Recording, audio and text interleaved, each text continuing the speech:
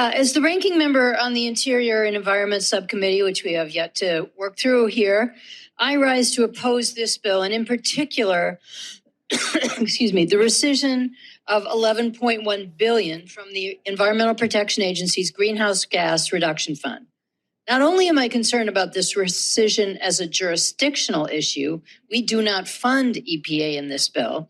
I'm mostly concerned about the impact this will have on our efforts to address climate change. There is no doubt that weather events have become stronger and less predictable. We are experiencing longer and more intense heat waves, and hurricanes and floods have become more lethal.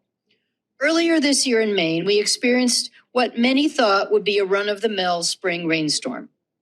However, as the storm unfolded, it became much more severe and unpredictable than anyone imagined. With rainfall rates between 1 and 1.5 inches an hour, widespread flash flooding occurred, rivers crested, and the strong gusty winds reaching 65 miles an hour caused excessive power outages, tree damage, and more than $2 million in infrastructure damage. Heavy downpours like this are unfortunately becoming more frequent in Maine. This storm was so severe that it overwhelmed our state's ability to respond, and the governor requested and received a presidential disaster declaration and assistance from the federal government to help communities recover. Across the country, FEMA reports that requests for disaster declarations have increased dramatically over the last decade.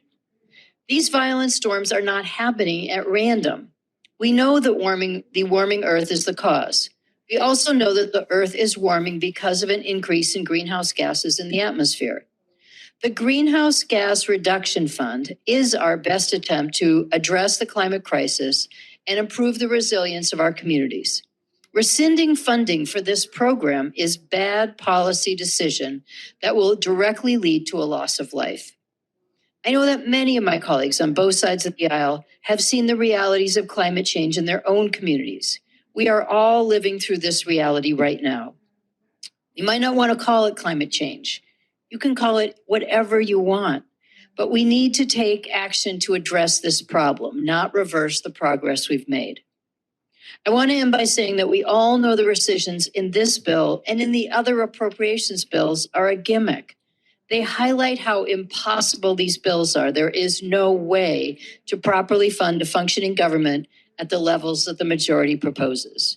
I hope my colleagues will oppose this bill, and I yield back the balance of my time.